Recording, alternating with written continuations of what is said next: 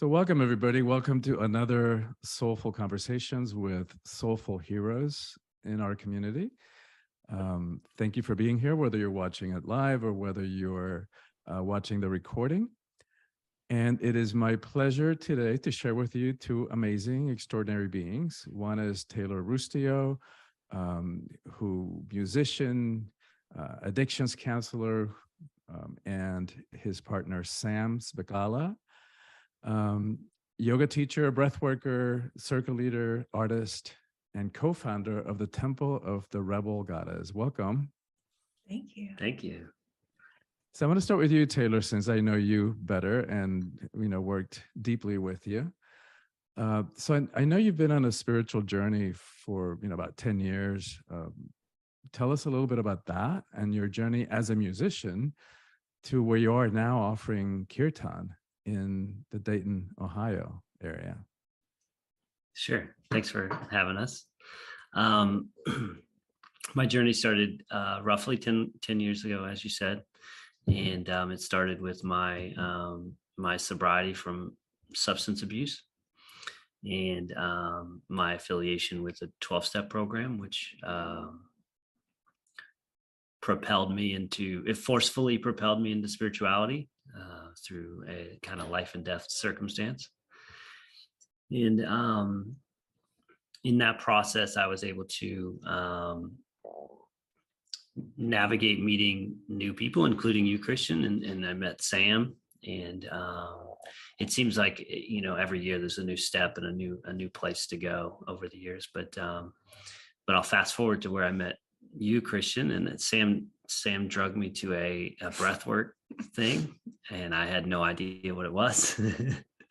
And I don't think she really even knew what it was. And then we did it, and I had this really profound experience, and that propelled me into another realm. I almost like stepped into another level. Like I broke free from where I was, and then stepped into another level. And then from there, I started doing some private breath work with you, Christian, and that was a transformative process. I did I think a year of breath work and individual sessions, and it really just broke away a lot of the barriers for me and allowed me to explore things that I've always wanted to explore, including music. And I was a part of I can't remember what that was called. What was that group called that we were in? The Soulful Adventures in Transformation. Adventures in Transformation group. We were in the Adventures in Transformation group, and it challenged me to pursue something that I've always wanted to pursue. And I think I chose singing or something along those lines. And through that process, I finally was able to. My dad's a musician, my mom's a singer, and so I've always wanted to do that. And then I was able to break my voice into public. And then fast forward another 2 years later, I started taking once I got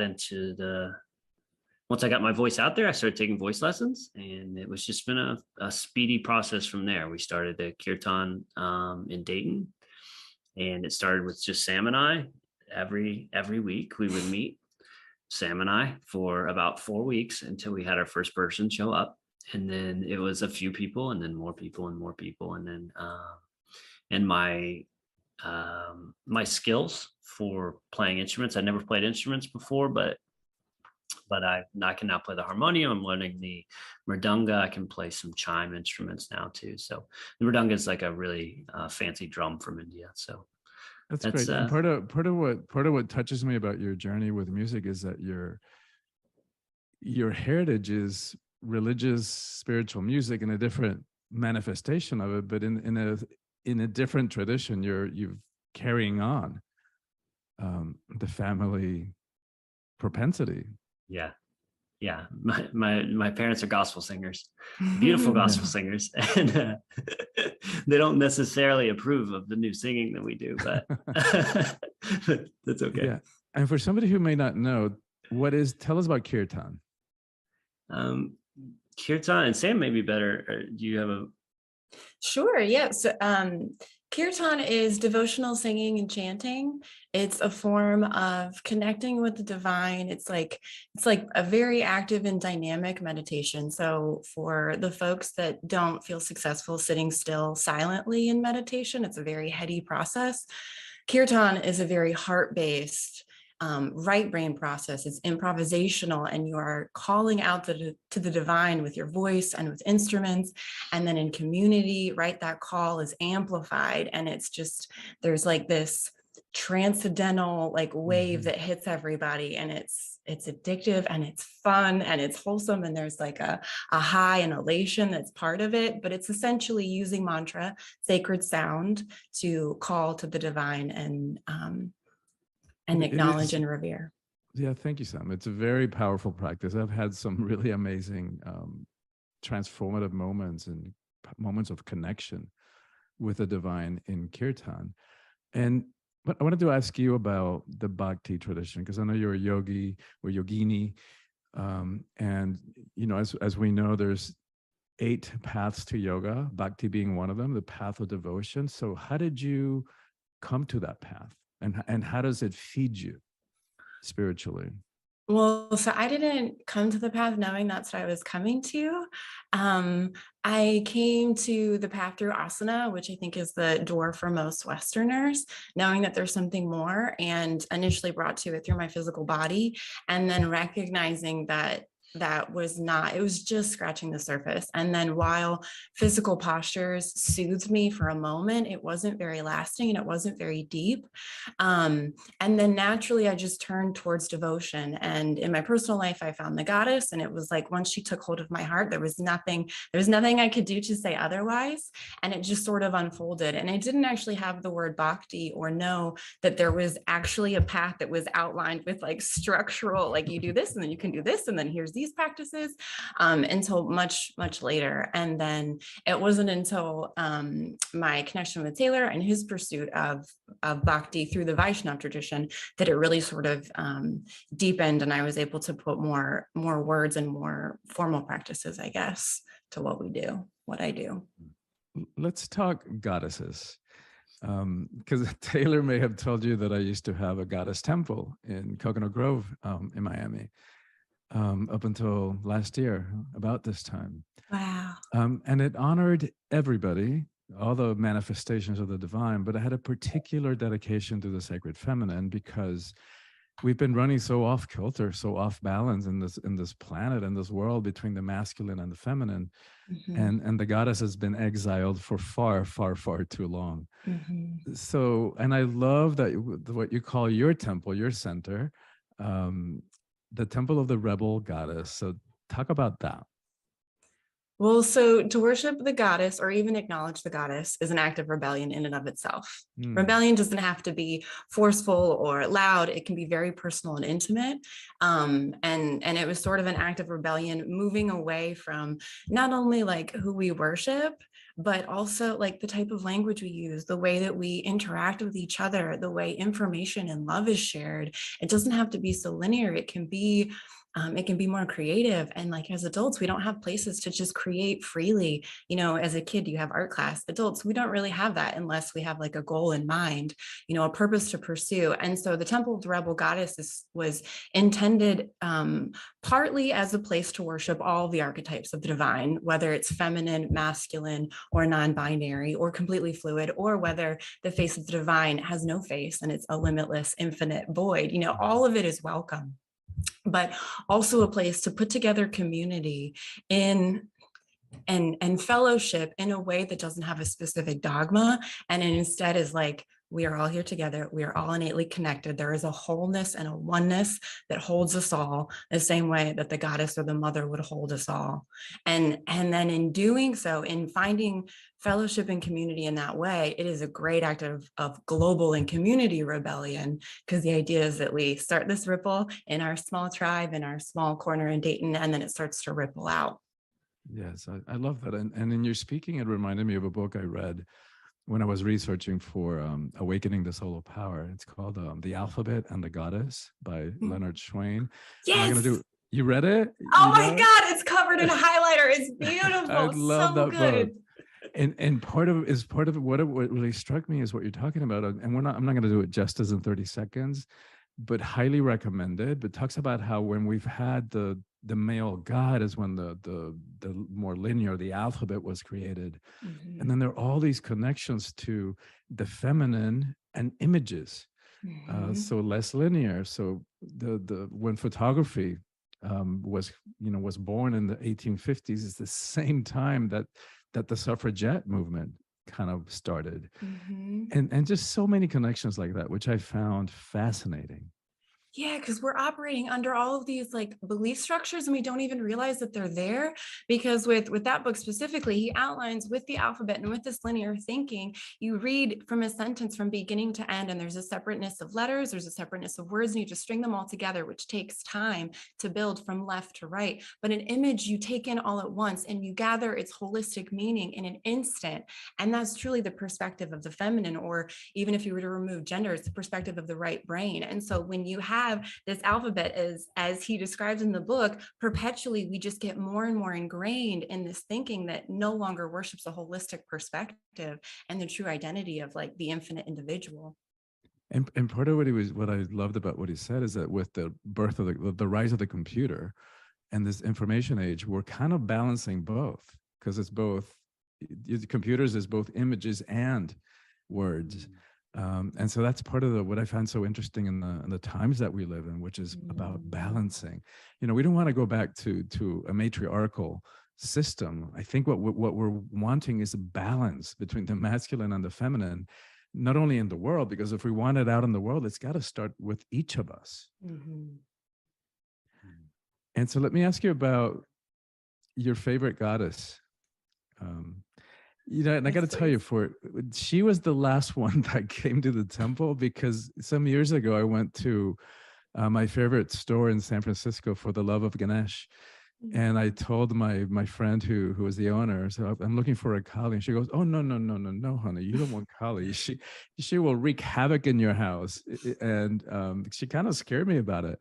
And it took me like 2 more years until somebody else told me, well, yes, she's fierce, and she's also the mother. So then, okay. So, and what she destroys is the ego and the unhealthy expressions of that. So when I was able to frame it that way, I said, no, I definitely want a Kali in the temple. So talk about your relationship with her.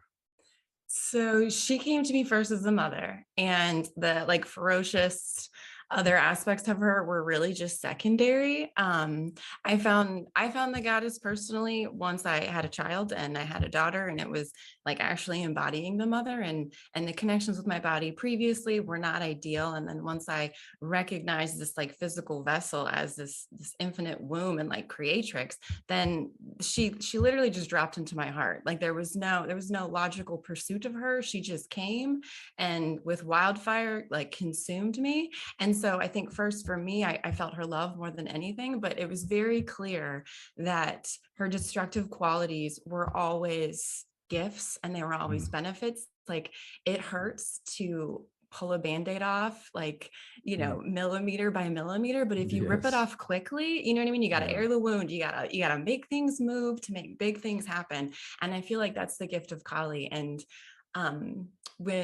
while she can appear as this ferocious, terrifying, furious, bloodlusting face, it is only because of her desire to nurture and serve that she is that way. It is only in protection. She just doesn't randomly, attack others. It's because something does not serve. And the mother will send you to your room. It doesn't feel good, but it's for your benefit, right?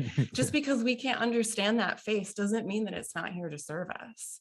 And as where I'm concerned now is like, let's get it done. I don't care how messy it is, like knock it down, let's rebuild, like let's get it done faster, like more efficiently. So I love that you were using the metaphor of the Band-Aid. How do you want to take it off? I use that one in breathwork sessions all the time. Like, how do you want to do it? Do you want to do it like one slow agonizing hair at a time, one slow agonizing tear at a time? Or you yank it off and you're done. So like, you let it rip, let all that stuff out.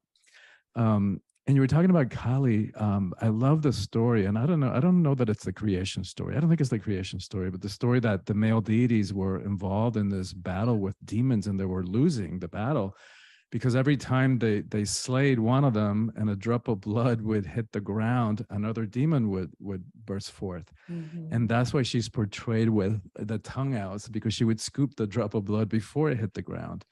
And so it was thanks to her fierceness that they won the battle. And it's perfect symbolism, because while we can take that Vedic story at like face value, each drop of blood, each demon that she slays is an ego. It's a illusory like connection that we have to ourselves that pulls us farther away from our true essence. So like, yeah, swallow it all whole, take it all away, you know, because every time you satisfy a desire, you think that you're happy, and then a new one pops up. Just like every drop of blood, a new demon is born. No, swallow it all, take it all away. Beautifully said. Sam, talk a little bit about the community aspect of it that you're creating in Dayton. Yeah, so we it's kind of like a yoga studio that doesn't technically do yoga. So we do all of the subtle stuff. So we do lots of creative practices, like I had said before. We also have a significant portion of the community that is aligned with pagan values, so nature-based, worshiping, and like Celtic background. So we do a lot of witchy stuff, Wheel of the Year things. We do a lot of apothecary things, in addition to covering lots of different types of wisdom traditions, and then experiential stuff too. So there's like breath work, and there's some sweet restorative, and then there's lots of practices that we offer in candlelight, and we feed people after kirtan every Thursday. So it's not just like you come in, you get your practice, and you leave. What it has turned into is you come a little bit early, you make yourself tea, or you come a little bit late and you make yourself tea, and then you stay afterwards and people talk, and then we have to turn off the lights because they're like, it's time to go home. So it's really beautiful. Beautiful. And Taylor, I know that you were sharing with us about how you launched your spiritual journey with the recovery. And I also mentioned in your bio that you're an addictions counselor. For somebody who may be struggling with that, what words of support do you have for them? Well, it's a big question for a short amount of time. Yeah. I think if you can sum it up all growth comes from honesty. And so there can't be any solution found, I don't think, because I think there's a lot of paths to recovery. I have one very specific one that I use, which is the 12-step path that I know works, but none of them work without honesty with the self or with someone else. And I don't know why that is. It might be a spiritual principle, but so I think for anybody who's struggling, it starts with typically telling somebody that you're struggling, and finding someone that you trust, and knowing, and then having that leap of faith is that Christian isn't going to judge me, right? And then I'm going to tell Christian what's really going on with me. And I'm going to give him the real details, the things that I've done, and so that Christian can give me some actionable advice. And so in general, whether it's a substance use addiction or behavioral addiction, putting it out in the world, and then realizing, I think one of the things that happens when we do that is we realize that we're not as different as we think we are, and that people aren't going to hate us if they find out that, whatever you did.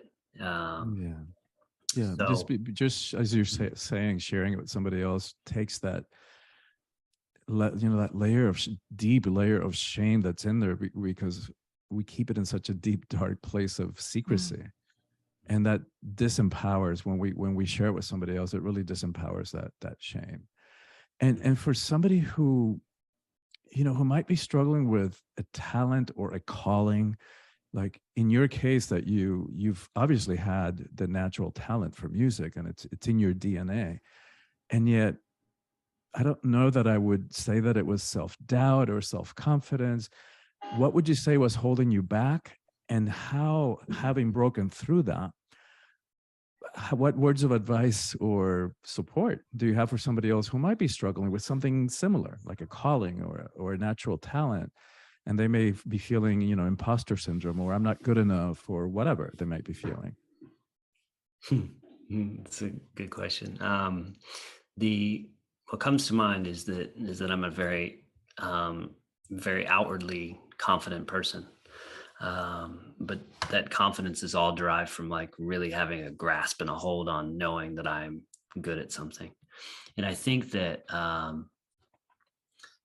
it's the same answer, telling someone, being honest with, it's the same answer. Is that what really took me to the next step was that I was honest with the group, and I said, this is something I want to do. I don't tell people about this. It's a secret. It's a secret longing for me. And I don't know if it's the same shame or guilt for not pursuing it earlier in life stops me from doing it. The shame of knowing that I could do it and then not doing it, but eventually just putting it out there, and then the pieces unfold. I God in general for me will set the pace, and the things will happen. I just have to do my part. and for me, the starting point was just putting it out there, telling the group that this is something I want to do, and then and then let the divine deal with the rest of it. So yeah, the image that popped into mind as you were speaking was the one from that Indiana Jones movie, the one about the chalice. I forget what it was called. The Holy Grail, I think, where he's standing on this side of the cliff, and there's this huge bottomless cliff, and then on the other side of it are the grails, the Holy Grail, and it's not until he realizes that he has to take a step into the void that the stone shows up, the bridge shows up to meet his foot, and that's what you did. Right? So you took that initial first step, and you agreed to sing for us in the group virtually, and then boom, look at you now. Yeah, it's interesting. I sing in front of a lot of people now. Regularly. And I'm not afraid of it any longer, which is wild. In the Alcoholics Anonymous book, there's a line that says that what once felt like a flimsy reed, we then realize was the loving hand of God. So when we step out on what feels like a flimsy reed, when we look back, we realize it was God's hand the whole time. We didn't actually, there was nothing to worry about. So that's very much how I feel about it. That's beautiful. And I think it's a perfect note to wrap up our time together. I know we could continue talking for a long time, and we will on another occasion, but we're intentionally keeping these short and sweet. So thank you for your time. Thank you for sharing your experience, your heart, your spirits, your beauty with us. I know that your willingness to do so will make a difference and impact others. Thank you. Thank you so much, Christian.